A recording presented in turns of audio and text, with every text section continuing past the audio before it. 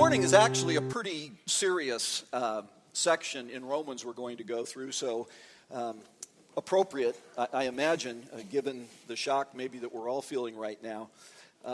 Prior to coming to church, I was earlier this morning watching a little bit, I don't know if you saw it, but of the rally in Paris this morning. 1 million people rallying this morning in Paris, kind of protesting the murder of a group of journalists by Islamic radicals, and then sitting there watching that, thinking about this warning now, really all over the world, including the United States, warning us that groups of men and women think that they're going to be serving God by perpetrating acts of murder.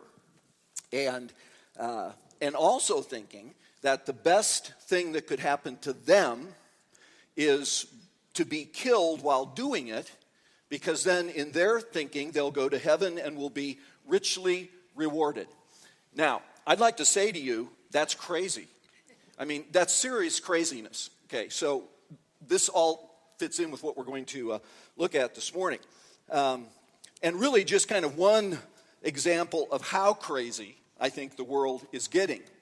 But I also was reflecting on the fact that 70 years ago, roughly 70 years ago, a group of German men and women, intelligent, some claiming to be Christians, followed a political philosophy that the Aryan race was superior and murdered 6 million Jewish men and women and anyone else who resisted them.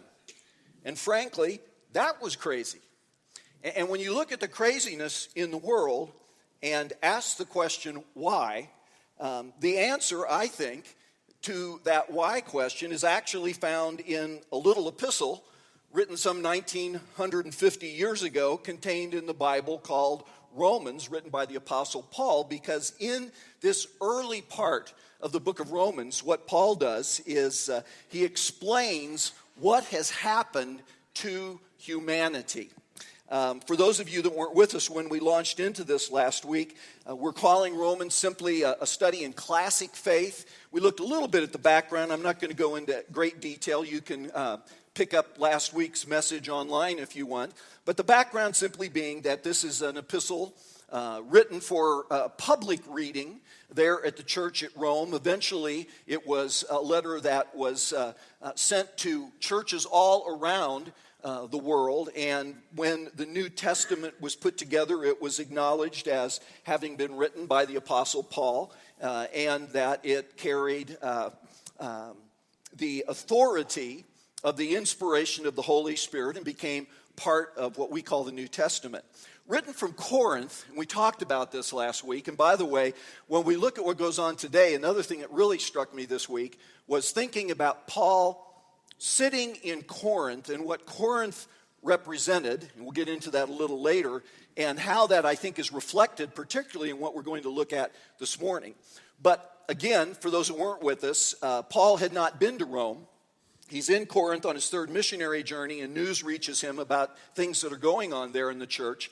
And a church either that had been planted or replanted potentially after Jews and Christians were run out of Rome by the Emperor Claudius. And so in this letter, he very systematically lays out the basic doctrines, or what we might think of as theology, of the good news about Jesus. The theme of the letter we looked at last week, I think, is the good news or the gospel. That's what this whole letter is. It explains and fleshes out and amplifies and goes into great detail on what exactly is the good news. Now, Paul is such a systematic thinker that before he gets into articulating the good news, he wants to make sure that his audience understands what we might call the bad news. And that's what is contained in chapter 1, verse 18, all the way through chapter 3, about verse 20. And I'm going to try and cover all of that this morning. I'm going to hit the highlights of it. But it's as if, and picture it this way, because I think this is a good way of looking at this passage. It's as if we're in a court of law. And what Paul is doing here is he's giving a polemic as if he's the prosecuting attorney presenting a case against humanity. And we'll look at kind of what he uses to build and create that case. But first of all, let's just read a couple of verses, and then we'll get into more as we move along. But it begins in verse 18 by saying this, that the wrath of God is being revealed from heaven against all the godlessness and wickedness of people who suppress the truth by their wickedness, since what may be known about God is plain to them, because God has made it plain to them. For since the creation of the world, God's invisible qualities or attributes, his eternal power and divine nature, have been clearly seen, being understood by what has been made, so that people are without excuse. All right, humanity goes on trial. The question again, what's wrong with the world? Paul is going to basically present three arguments, or what we might think of them, if we're using this courtroom illustration, sort of prosecution exhibits. And prosecution exhibit number one has to do with humanity's knowledge of God. And what Paul is going to argue is that God's revealed himself to mankind, and because he has, all men and women are accountable. Now, the way that he is going to prove that is he's going to use what theologians call general revelation. When you study theology, there are two different kinds of revelation that the Bible talks about. Actually, the Bible is one of those forms, but normally these two forms of revelation are called general revelation and specific revelation. And general revelation has to do with this fact that God has revealed something of himself both through the physical creation, which is what Paul is going to deal with in chapter 1, and also in conscience. And conscience he really deals with in chapter 2. And honestly, I'm skipping all of chapter 2 this morning. You can kind of go back and read that, but I'm going to tell you a little later, because actually chapter 1 is intended to get you to chapter 2, but chapter 1 is probably more relevant to us, and I'll tell you why again as we go on. But special, so general revelation, creation, what God has revealed, and internally, what he's revealed in all people through conscience. Now, obviously, that is limited, but what Paul's argument is that everyone possesses this, okay? Now, special revelation is God's revelation to us through the Bible and the person of Jesus Christ. Now, we don't know a lot about God from general revelation, but it's important what we do know. Psalm 19, one of the great poetic statements about general revelation, says that the heavens declare the glory of God, and the skies proclaim the work of his hands. In the text, there's two kind of specifics about what it is that God is revealing in creation, and they're simply stated as something of God's eternal power and also his divine nature. That those two concepts or realities, every person is exposed to simply by being in the midst of God's creation. Now, there's limitations, obviously, on general revelation, but basically, if we were to kind of put it into some of our thought, concepts, I would say that what this text is telling us is that something about creation itself speaks to the human heart that there's design to the universe. Okay, that it isn't simply random, purposeless. That you look, and we've all probably had this experience at some point in time. That you just kind of at night you gaze into the stars, or you're up in the mountains, or you're in some situation where creation isn't being filtered by what humanity has built around it, and that something internally sort of speaks to us that wow, God must exist, that there's order, everything's not chaotic, and that somehow there's purpose in the midst of creation. Now, normally, again, I think normally when theologians thought about general revelation throughout the years, they normally would be referring to that sort of sense of transcendence that we can experience in nature. And again, I was thinking about King David. So he writes Psalm 19. So David is kind of, looking, into the stars and saying, wow, the heavens, they declare the glory of God, okay? Or even Paul in his day, again, looking at maybe at the night sky and seeing, the stars, not really understanding it, at Paul's point in time. But again, having this sense that something there really all of us can experience. But it's amazing how we can respond to that.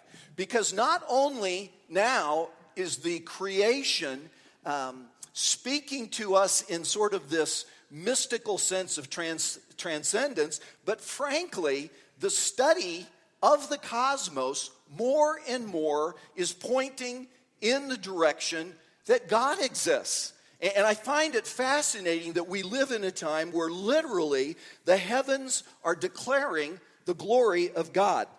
Imagine if Paul knew when he was looking up into the night sky that what he was looking at, that the universe, the created universe, was 15 billion light years across.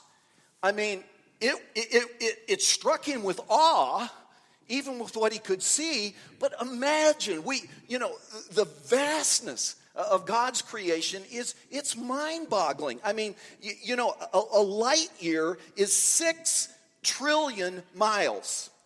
6 trillion miles, and the universe is 15 billion times 6 trillion miles across. And God spoke it into existence. And it's interesting, a friend of mine he's here this morning, I won't point him out, but he sent me an article just last week from the Wall Street Journal. And the Wall Street Journal had a little article by a friend of mine, Eric Metaxas, who was talking about this, how science is more and more pointing, that the data is pointing, not proving, but pointing to the existence of God. And what he was speaking about, interestingly, was contained in a book that I read a number of years ago, and the theory that scientists are now exploring is what's called the Theanthropic Principle. Now, this, you won't understand.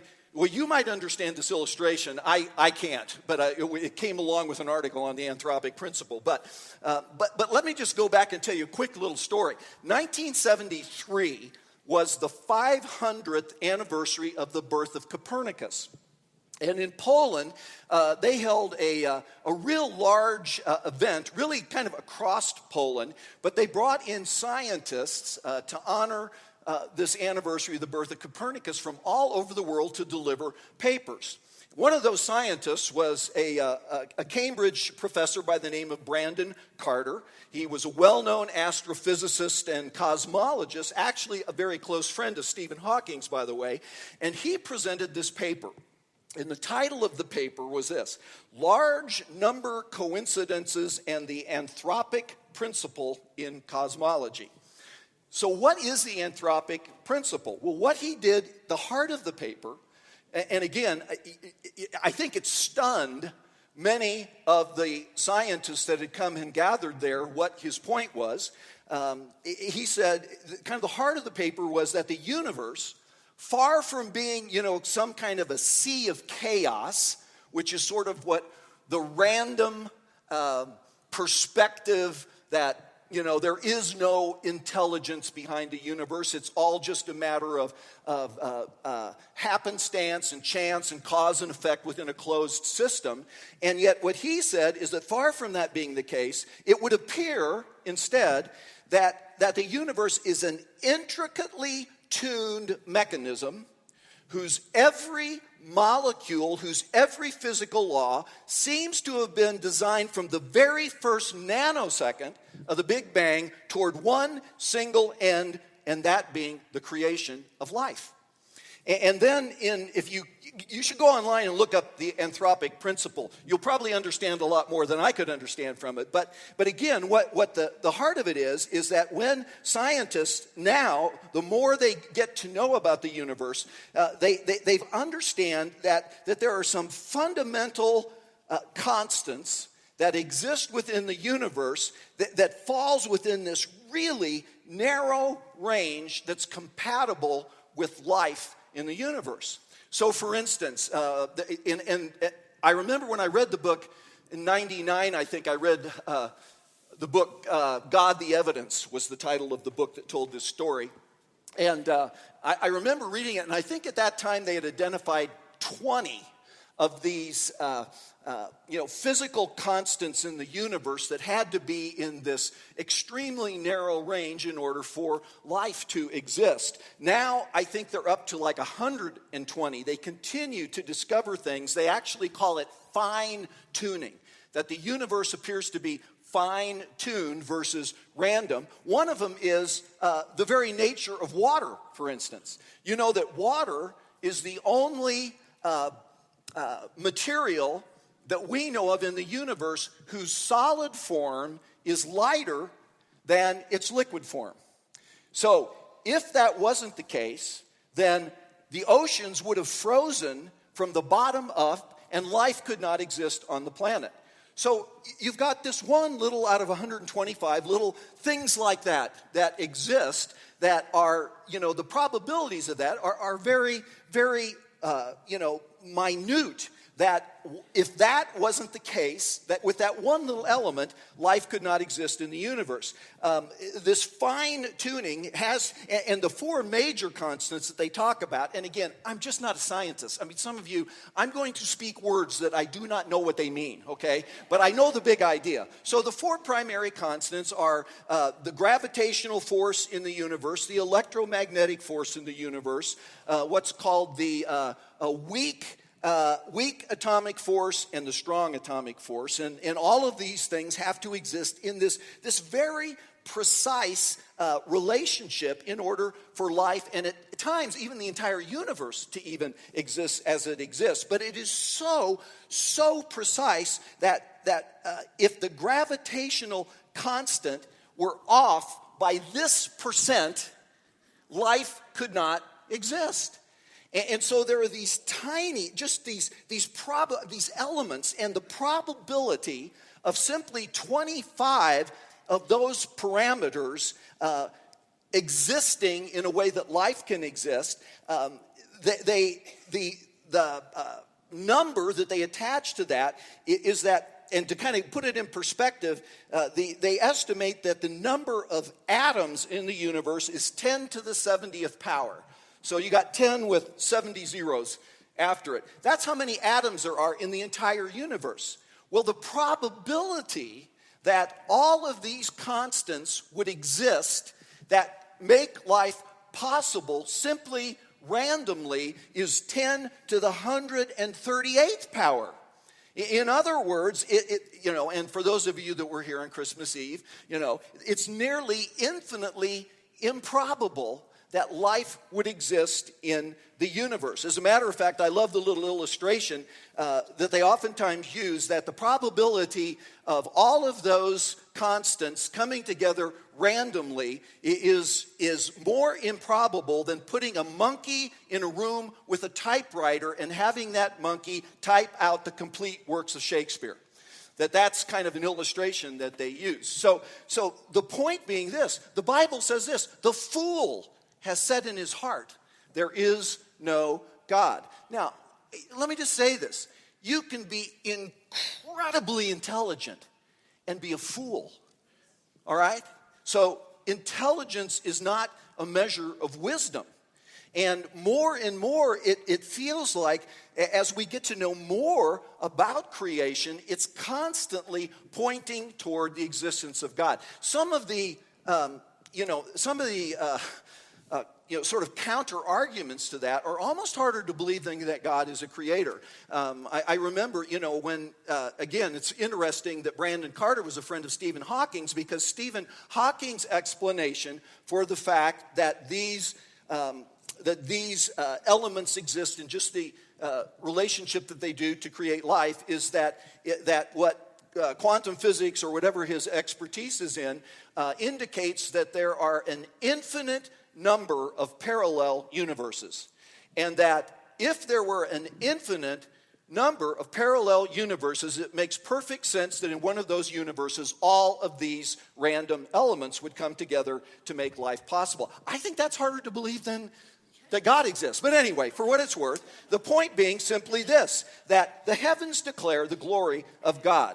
And therefore, if in fact in creation God has made himself known in some way, again, not in great specifics, but in some way, the outcome is that all men and women are accountable.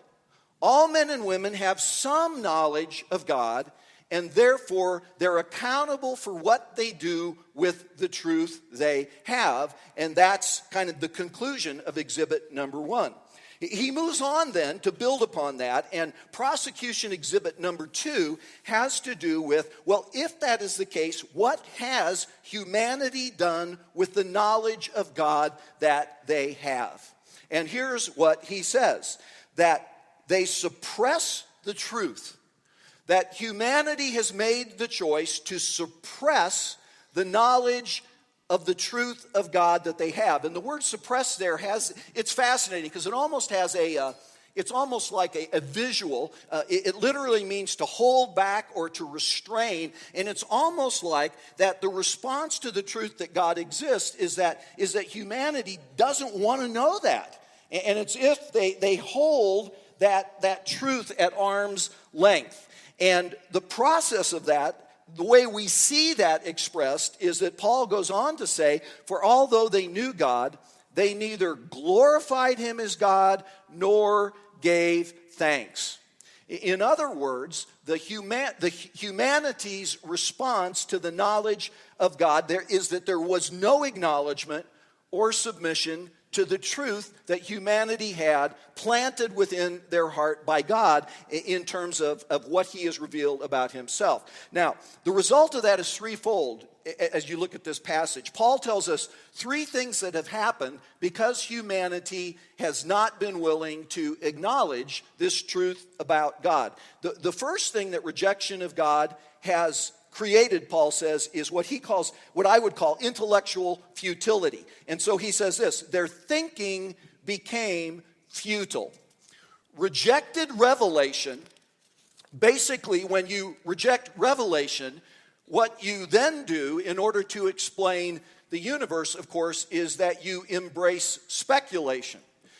Humanity begins to speculate about the nature of reality, the universe, what life is all about. And you could kind of say, and this is a generalization, but let's just say that when revelation is rejected, man becomes a philosopher. And Paul says that the outcome of that is that it creates intellectual futility. And futile there, the word futile, sometimes I think it's the King James translated as vain imaginings. And the whole idea was that this the intellect or the explanations or the understandings that come when God is rejected, they don't work.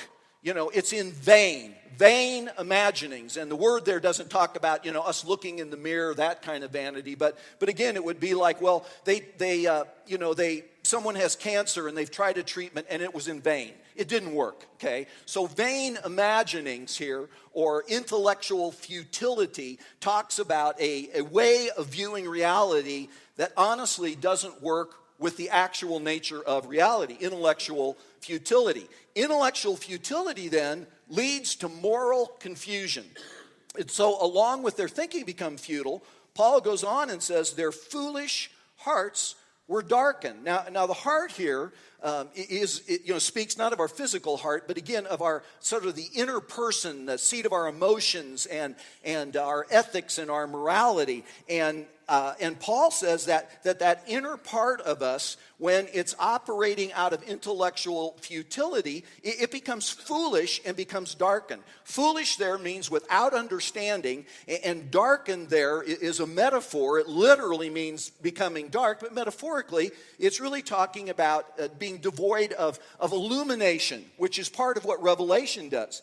When God reveals something to us, it illumines us in terms of our understanding, again, of life and the universe. So, and then what he does, the irony of all of that, is that although they claimed to be wise, they became fools.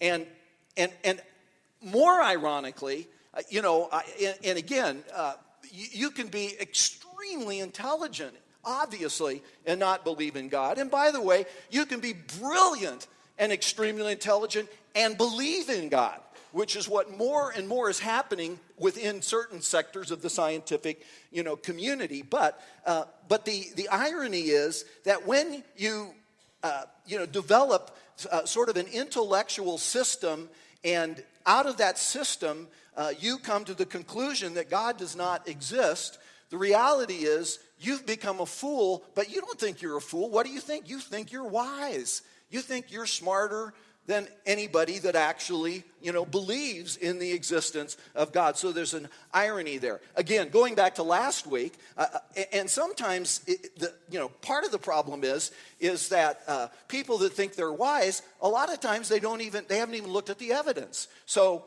I'm sure many of you have encountered people, maybe even university professors, that again, like last week, make the statement, well, there's no evidence that Jesus even existed outside of the Bible. Well, that sounds very intellectual, like the person has, has read everything that exists in the history of the first century and has not been able to find, any solution to that. And remember what the response was that we learned last week? What about Suetonius? Well, Biff afterwards says we really need to make some T-shirts like that. What about Suetonius? But honestly, if we were to make the T-shirt, it should say what about, and then it should say Suetonius, Josephus, Pliny, and Tacitus. Because at least 4 first-century historians make reference to the existence of Jesus Christ in the early church. But, when you're a college student and you have no understanding of these kind of things, and maybe you grew up in Sunday school and you believe in Jesus and, you kind of believe the Bible, but you've never really gotten your roots into it, and some professor comes in and says the Bible's a bunch of junk made up by men, and by the way, there's no historical evidence, that outside of the New Testament that Jesus even existed, most kids buy it. Maybe most adults buy it, and the reality is that apart from when you reject and suppress the truth, thinking becomes futile, and there's moral confusion. And finally, and I think there's a sequence to this, okay? So intellectual futility creates moral confusion, and moral confusion often leads to spiritual deception. And so Paul, specifically in his context, is now looking at the culture around him and recognizing that people that, it's not that people don't believe in any God. They start making up and creating gods of their own. And in the culture he existed in, that would have meant idolatry. They exchanged the truth about God for a lie and worshiped and served created things rather than the Creator who is forever praised. And so the truth is, that man's created in God's image. The lie is that we then create God in our image. And this has been going on, obviously, almost, I guess, since the beginning of time. But even the Bible gives us an illustration of that. So think about the Exodus, all right? So the Jews have been in bondage for 400 years. God raises up Moses as a deliverer. Moses comes, says, let my people go. Pharaoh says no. And God then demonstrates his power with the 10 plagues. Now, here you are. Let's pretend we're all part of the Jewish community in the first century there in Egypt. And we witness God's unbelievable intervention, 10 plagues, climaxed, of course, by the death of the firstborn. And we come with Moses, and we come out of Egypt, and we get to the Red Sea, and suddenly there's a mountain on the right, there's a mountain on the left, and Pharaoh's closing in from behind. This is what the text tells us. And, people are saying, wait a minute, did you bring us out of Egypt just to die out here? And, Moses eventually says, stand back and watch the power of God, and the Red Sea parts. And they walk through, they get through on dry land, and Pharaoh chases them in, and the entire Egyptian army, God closes the water, and they're drowned, okay? Now, you've seen all this, all right? So now you get to Mount Sinai, all right? And Moses goes up on Mount Sinai, and he's there, and he's encountering God, and God is giving him the 10 Commandments. What's going on down below while Moses is up on the mountain? These guys say, hey, we need a God. It's kind of like, duh, we can relate to these guys. They're just as dumb as we are, it's really good. And so they go to Aaron, and they bring Aaron all of their gold stuff, and Aaron, he fashions a golden calf out of the gold that they bring him, and the literal words of Aaron to the people of Israel are, behold your God who brought you out of Egypt. And people worship the golden calf. And so man has now moved from becoming a philosopher to becoming a pagan priest. And so the result of suppressing the truth that God has revealed, intellectual futility, moral confusion, and spiritual deception. And so the world, again, we're just surrounded with belief systems that are not right. And again, when you watch what's going on right now around the world, you have belief systems that are, so distorted, and it could have been Christianity, by the way. The Crusades are a good illustration of how we did it. Okay? People are told, you need to go slaughter every Muslim you find because we need to take, the holy sites back. And would Jesus have ever taught that? There's no way Jesus would ever have taught that. But now it happens to be the Muslims. And so the Muslims, these guys really, really believe they're serving God by murdering these people. And that, that we're the devil. We're the devil. They believe this with all of their heart. And frankly, they serve God. They worship him by killing you and I. And the greatest thing that can happen is that you get killed doing it. Because then, you get all this reward in heaven. That is totally wacky, and it's a result of rejected revelation, creating intellectual futility, moral confusion, and spiritual deception. Now, if you put that together, what does that look like? And exhibit number 3, this is really cheery stuff this morning, isn't it? Okay. Exhibit number 3, prosecution exhibit number 3 then, is the outcome of all of that is that Paul is going to demonstrate is a decline into depravity. And the key word that begins to appear, and you'll notice it you'll notice it 3 different times, is that God decides to allow people pursue the course of their own futility. And the phrase is that God gave them over. So God gave them over. And the first thing that happens is God allows sin, I guess, to take its logical course, is what that means, is that out of that comes immorality. So watch, because what you're going to see here is sort of this decline into depravity. It's like, this cycle that can't be broken out of, and it just keeps getting worse and worse. And so Paul in verse 24 says, God gave them over in the sinful desires of their hearts to sexual impurity for the degrading of their bodies with one another. So immorality. Now again, imagine Paul sitting in Corinth. I think there's a context to this. Paul's sitting in Corinth, and he's looking around him. And Corinth, of course, I don't know if you remember when we went through Acts, but Corinth was Sin City of the ancient world. I don't even know what to compare it to. The maybe obvious would be to think about like Las Vegas, but frankly, Las Vegas isn't the most sinful city. New York is probably much worse than Las Vegas if you really got down to the belly of the beast, but Las Vegas is sort of, we've identified as, quote, Sin City. But Corinth was like that. This was the place, remember, because it sat on this tiny little piece of land where all of the traffic east and west in that area of the world would come to Corinth. The sailors would get off their boats, go into Corinth. They would drag the boats across the isthmus, get back in them and carry on. And so what you've got is, this is where the Navy takes all its leaves, right here in Corinth. And it has an acropolis above the city with a temple I'm spacing. Anyway, the sacred prostitute, the goddess of, quote, love, Diana, Aphrodite.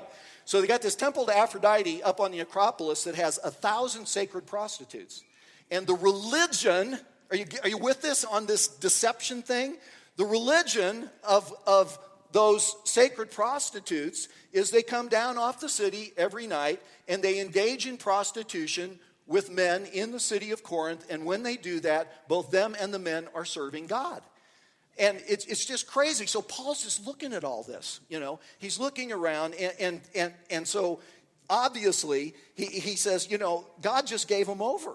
And the outcome is sexual immorality. And he talks about here the lust of the heart and how that, the sinful desires, the lust of the heart that lead to that. And then he specifically, references immorality by talking about the degrading or the dishonoring of their bodies with one another, basically referring to sex outside of marriage. So immorality is the first thing, but the decline continues. And the second piece of this decline is immorality then leads to perversion. And so Paul goes on and says this: because of this, God gave them over to shameful lusts. Even their women exchanged natural sexual relations for natural ones. And in the same way, the men also abandoned natural relations with women and were inflamed with lust for one another. Now, the words that appear in the text, by the way, and I'm only bringing this up because I read another goofy article this week, is women exchange the natural function for the unnatural.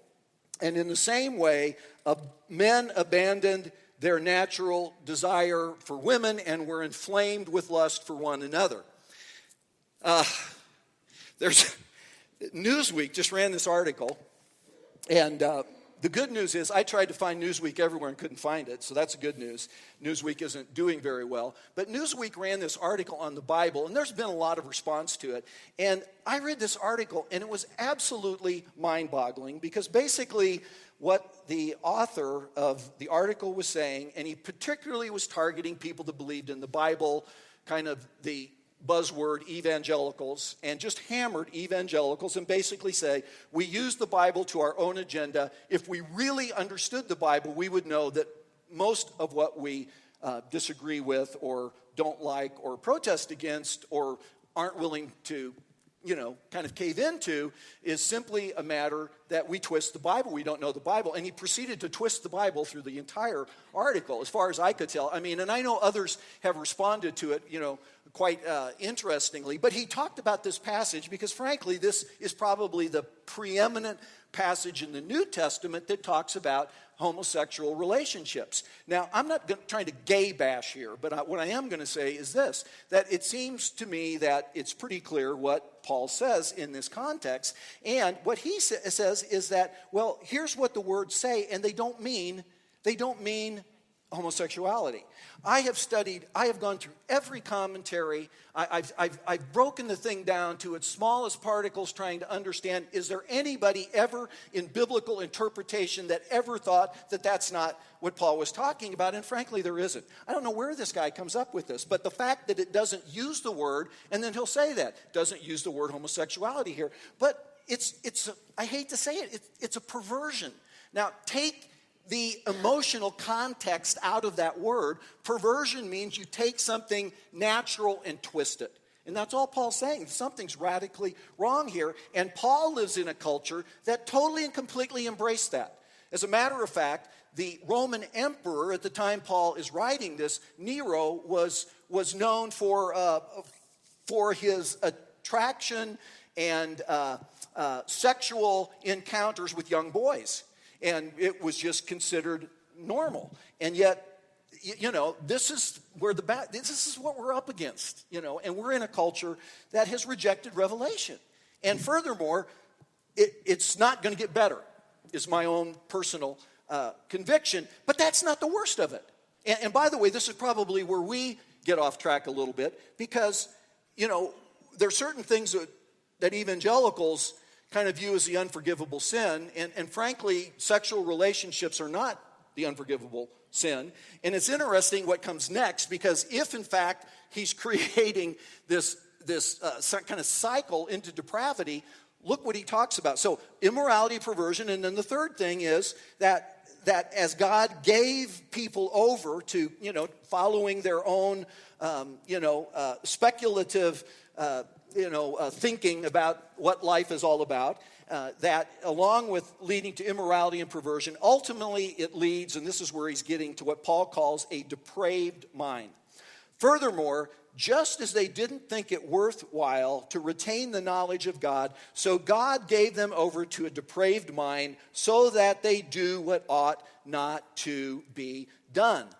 The word depraved there, it's an interesting word because it's based upon a word that had to do with testing things, like testing metals to see whether they were pure or they weren't pure. And so it had this ability, it had this thought of the ability to discern things, the ability to discern kind of right from wrong, the ability to discern when something was important versus worthless. The word could mean reprehensible, unfruitful, unfit. And what happens is by putting this prefix on it, it means without that ability. So literally to be depraved, it kind of is saying it's a mind that does not have the ability to discern right from wrong. And that basically not only can't tell black from white, but calls black white and calls white black. And so there is this depraved thinking, and the result of that are interesting. He says this: they become filled with every kind of wickedness, evil, greed, and depravity. They're full of envy, murder, strife, deceit, malice. They're gossips. Is it possible that being a gossip is a worse sin in the eyes of God than homosexuality? Think about that. Huh? Okay. Everybody's very quiet. Okay. All right. Gossips, slanderers, God-haters, insolent, arrogant, boastful. They invent ways of doing evil. They disobey their parents. All right, kids. All right. They disobey their parents. They have no understanding, no fidelity, no love, no mercy. And although they know that God's righteous decree that those who do such things deserve death, they not only continue to do so, they approve of those who practice them. What then shall we conclude? Now I'm skipping here because we're out of time, but honestly, put all this together. You put these things together, and it's no wonder the world is such a mess. And it's probably not going to get better, although we're called to try and make it better. All right, so this isn't like an excuse to say, the world's a mess, let's go store up food and head underground, okay? We don't get that option. We're in the midst of this. We're in the mix. We're in the fight to try and make the world a better place. But the reality is it's probably not going to get better until Jesus comes. And then this self-appraisal of the condition, again, that not only, at some level do we know this is wrong, but the humanity then actually approves of those who practice them, sometimes exalts those who practice them as heroic. And I don't get it. Anyway, but Paul is coming to a conclusion. By the way, let me say this, and this is what I should have done probably, because the purpose of chapter 1 is to get you to chapter 2. Now, but the purpose of chapter 2 is to get you to chapter 3, which we're going to get to. But chapter 2, you know how it begins? Because you can kind of see his audience going, yeah, I saw you guys doing it. Yeah, those are the bad guys, okay? And then chapter 2, the first verse says, hey, by the way, you who judge such things, you do the exact same thing. We're all guilty, all right? And particularly he's talking about the Jewish population that he's addressing there. You should read chapter 2. But when you get to chapter 3, he reaches a conclusion. You know that because he says, what then shall we conclude. See how that works? That's the conclusion that's coming here, all right? And let me jump over there and tell you, I'm going to read this to you. I don't have it, and we'll wrap up with this. But Paul takes 8 passages from the Old Testament, and he puts them together, and this is what it sounds like. There's no one righteous, not even one. There's no one who understands. There's no one who seeks God. All have turned away. They've together become worthless. There's no one who does good, not even one. Their throats are open graves. Their tongues practice deceit. The poison of vipers is on their lips. Their mouths are full of cursing and bitterness. Their feet are swift to shed blood. Ruin and misery mark their ways, and the way of peace they don't know. There is no fear of God before their eyes. And then the ultimate conclusion, verse 23, for all have sinned and fall short of the glory of God. Or in other words, we're all bozos on this bus. All right? You got it? So here's the argument. Everybody's accountable. Everybody's guilty. No one on the basis of their own efforts can do a thing about it. The human race is in a desperate situation from which it needs radical deliverance, rescue, salvation. And the takeaway, I think, would be that everybody needs some good news. And the good news is, what? There is good news. All right? And so the prosecutor rests his case. All have sinned. All are guilty. All fall short. And it's as if he takes off his prosecutor cap, walks over to the defendant's table, sits down, and gets ready now to defend humanity on the basis of what God has done that's revealed to us in the good news. And that's where we'll pick up next week. You ready? Let's pray. Well, Father, we thank you today. I know this is bleak, but how amazing that you love us. I mean, this isn't anything that took you by surprise. And again, even as we talked about on Christmas Eve, how amazingly improbable that knowing that this was how humanity would respond to your love, to your reality, knowing that we would choose sin, we would rebel, we would fall, that you decided to create us anyway. And that, Lord, before creation, before the foundation of the world, you already had put in place a plan, good news of what you would do to rescue us. And not only rescue us, but having rescued us, to forgive us of sin and then to transform us so we wouldn't need to live lives that are out of conformity with the way you created us to live. So, Lord, we're actually grateful for the bad news, and we acknowledge that we are fallen human beings and that we continually, ongoing, fall short of your glory. But Lord, you love us, and you are a God of mercy and grace. And in your mercy and grace and righteousness and justice, you sent Jesus. And how grateful we are, and look forward to diving into that next week. In your name, amen.